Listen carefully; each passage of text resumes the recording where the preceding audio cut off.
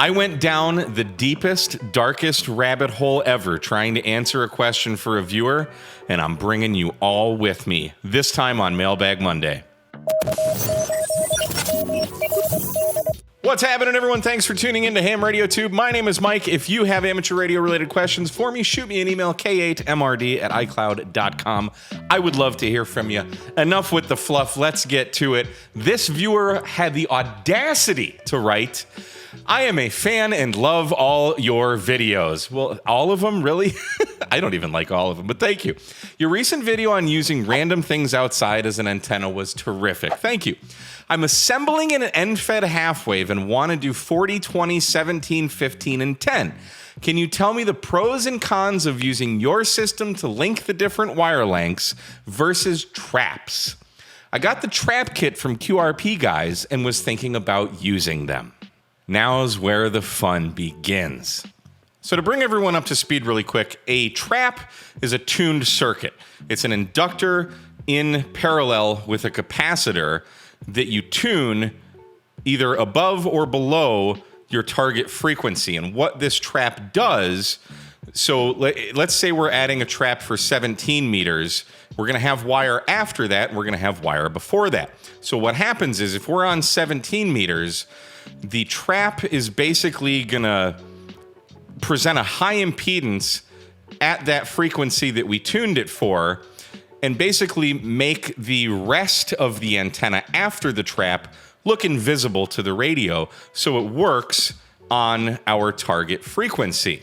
They're often used in places where you might want a multi-band resonant antenna, but you simply don't have the length.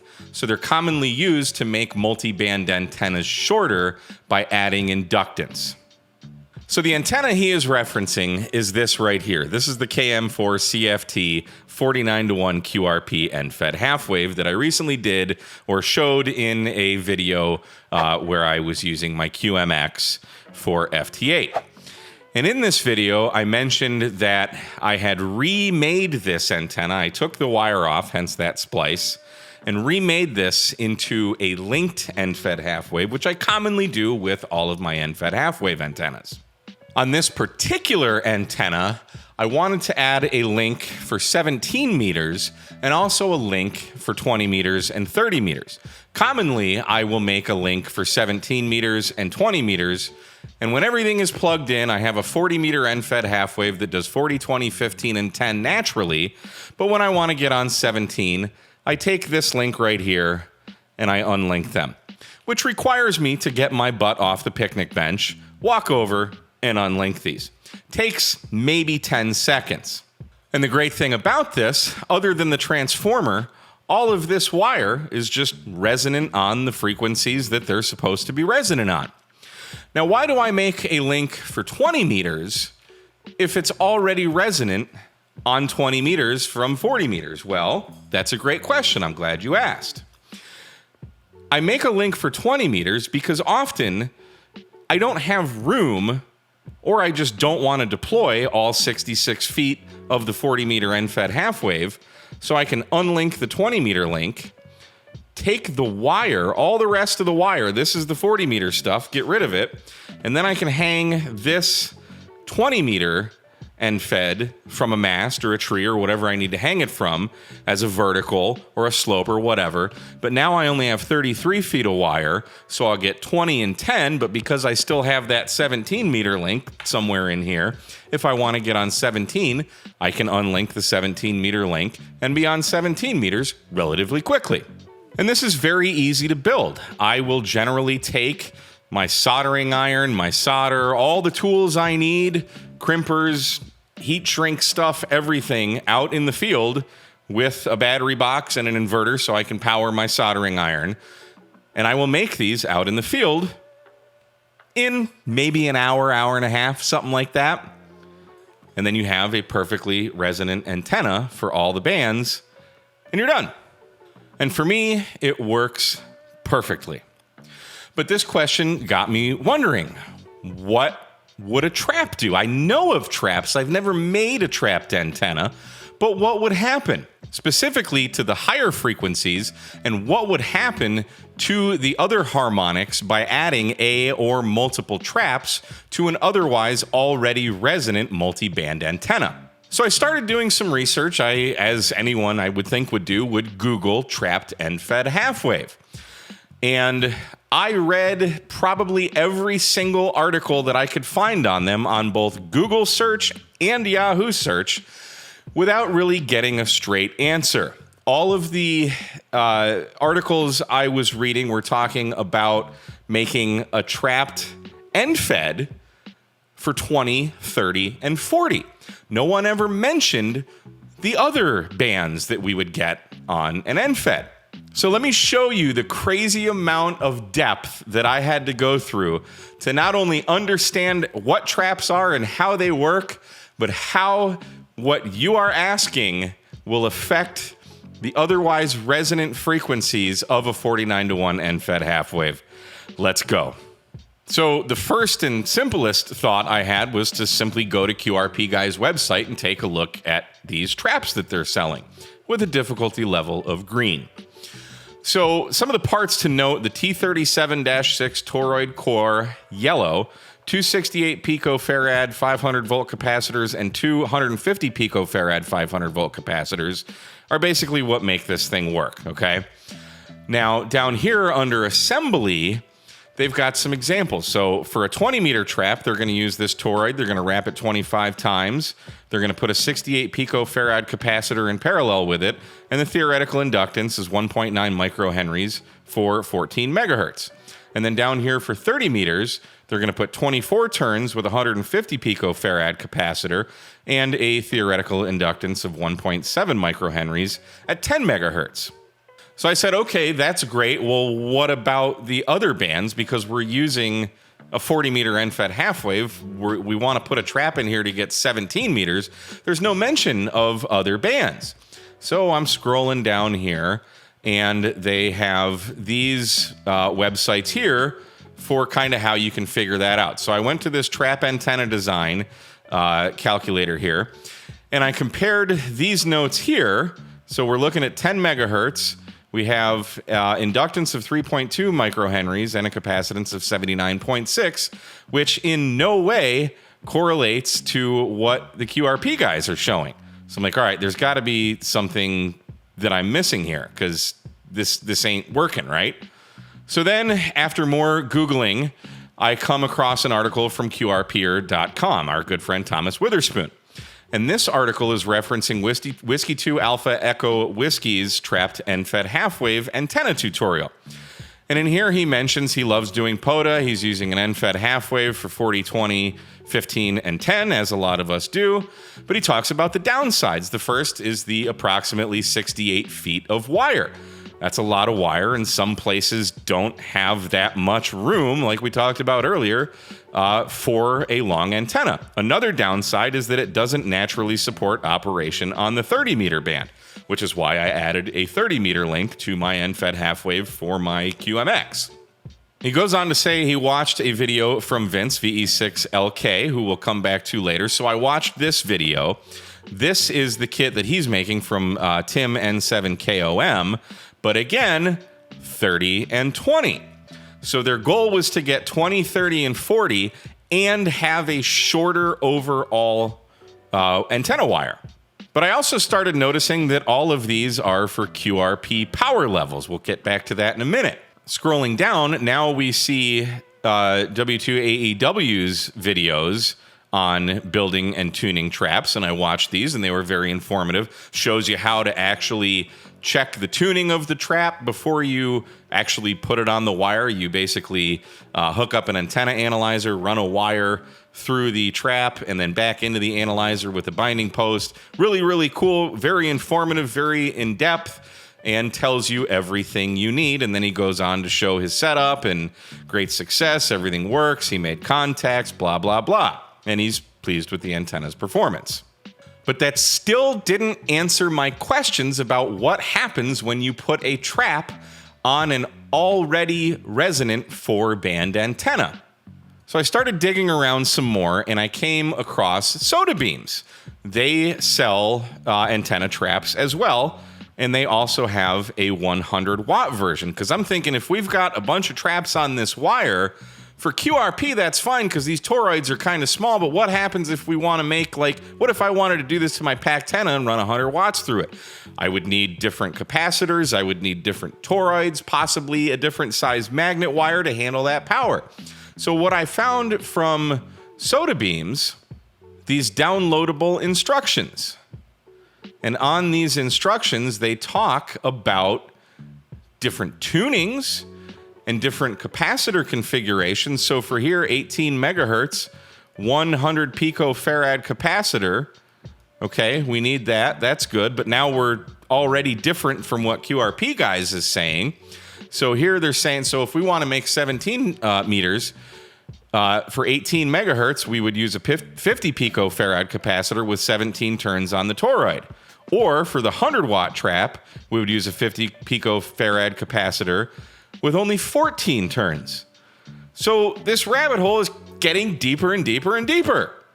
And they're using different size toroids for the different power handling traps they're making. They're using a T94-6 toroid. So I'm like, okay, well, I don't know much about toroids. I should have called the Smokin' Ape, but I decided to Google it myself and found here the T94-6 toroid is, after coating, 24.43 millimeters, or just under 1 inch. So now we have basically twice as big a toroid as the QRP versions do, which means twice the weight, and twice the bulk. So our antenna, if we're theoretically going to do traps for all these bands, is going to get bigger and heavier and bulkier.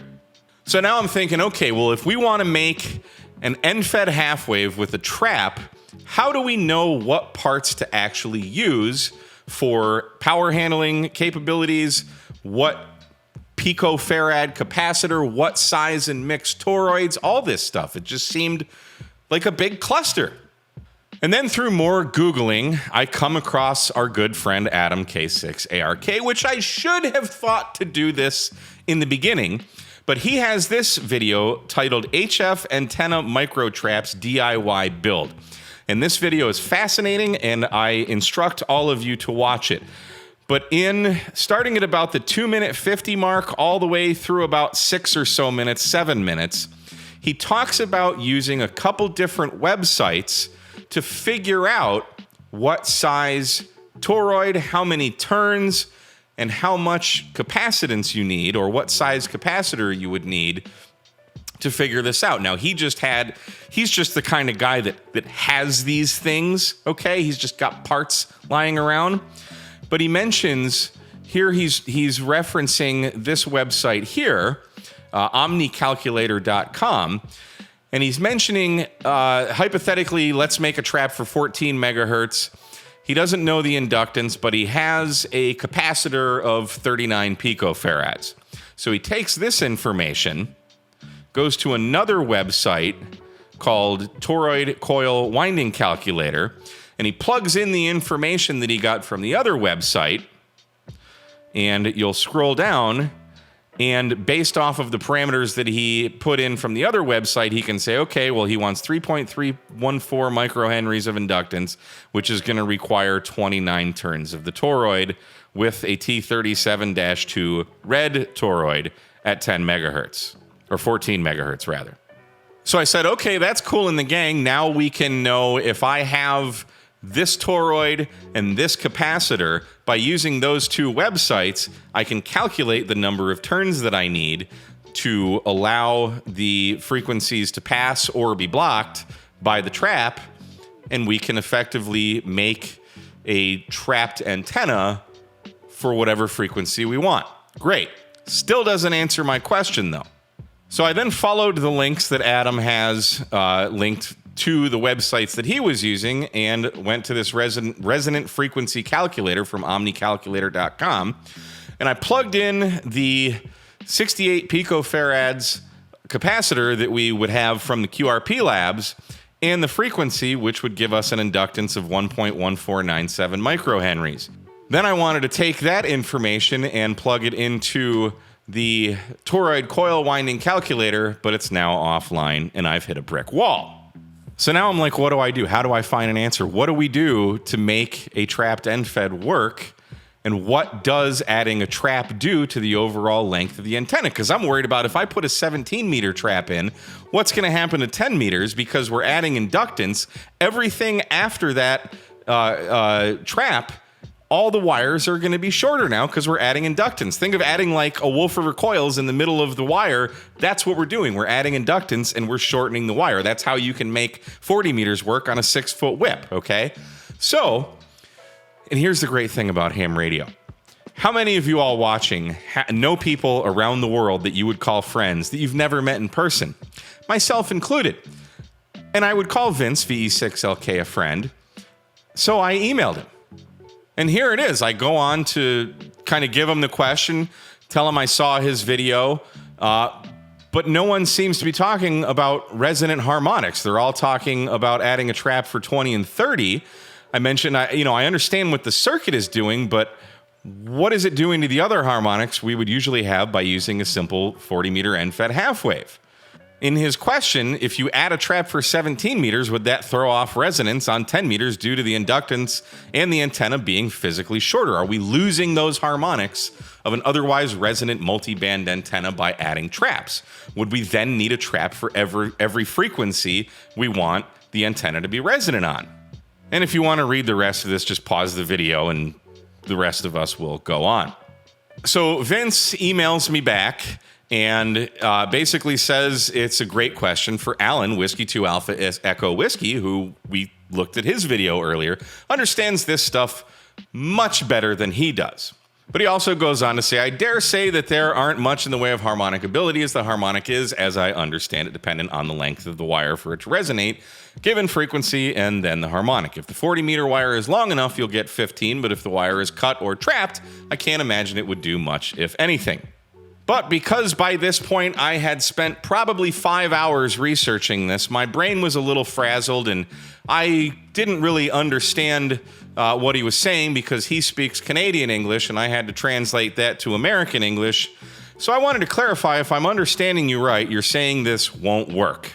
And then he goes to say I'm speculating that the harmonic won't work. But he also carbon copied Alan. And Alan finally gets us to the answer. He goes on to say, you're definitely thinking on the right track. A full-size 40-meter end-fed half wave is resonant on 40, 20, 15, and 10 because of the harmonic relationships. It's a half wave on 40, which is the first harmonic. It's 2 half waves on 20. It's 3 half waves on 15, and it's 4 half waves on 10. The impedance and resonance repeats every half wavelength. Adding a trap or even simple inductive loading will disturb the harmonic performance. That right there is the answer that I was looking for.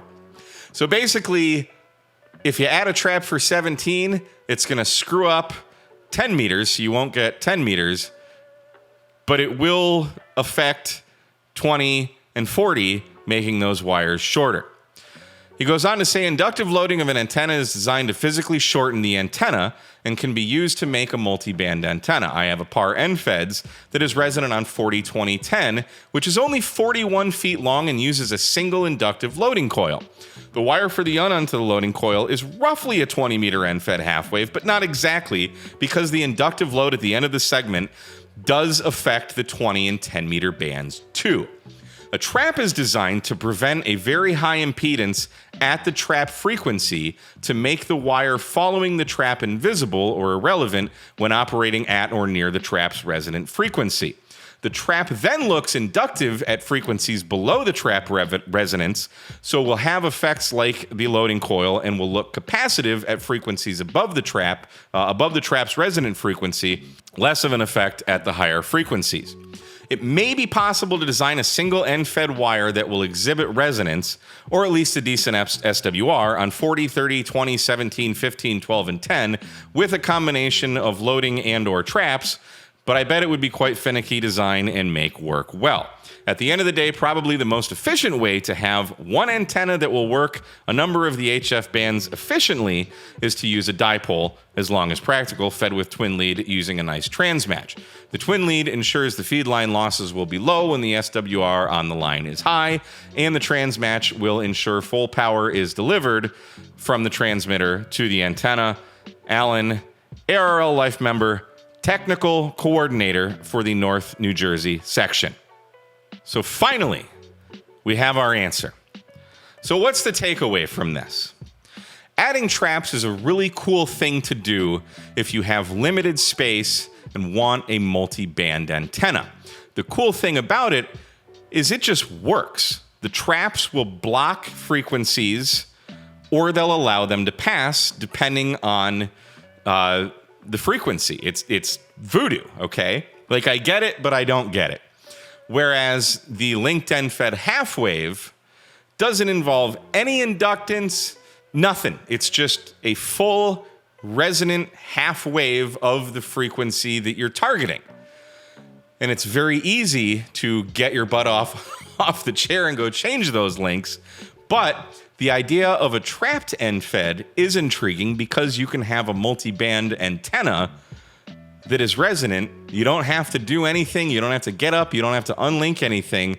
But you have to make a tuned circuit for every single band you want that on, which could be a fun project. It does sound really cool, at the expense of you will incur some more losses because you're adding inductance for every single trap that you're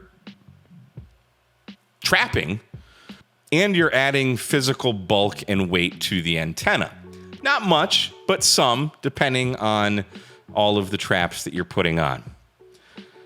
So, for me personally, given all of the research that I've done, I don't think it's worth it. Unless you really want to go through all that effort to make all those traps for each band. Every single band, you're going to need to make a trap, because I was focused on what happens to the higher frequencies when you add a trap. They don't work anymore. So whole heck of a lot of work. And if you add that trap for 17 meters, you're not going to have a resonant 40, 20, 17, 15, and 10 meter antenna like you want. So you're either going to make traps for every single band, or you're just going to make links. And honestly, when I go out, 99% of the time, the entire 40 meter section is up. I got 40, 20, 15, and 10, just doing nothing. And for the few times that I want to get on 17, I get up, I walk 15, 20 feet, and the antenna is so low, I don't even have to drop the mast. I can literally just grab the antenna, because my feed point's usually about 5 feet off the ground, and I'll just walk the wire down and unplug it. Like, there's no lowering of the mast. It is so ridiculously easy and efficient that I don't see a reason for me personally to get into this whole trapped thing. But good God, was this a lot of fun going down this rabbit hole, and I hope this answers the question. Maybe answered it too much, but man, this was a lot of fun. So thanks for writing in. And that's all I got today, guys. If you got questions for me, shoot me an email, k8mrd@icloud.com. We'll see you next time on an episode of Ham Radio Tube 73.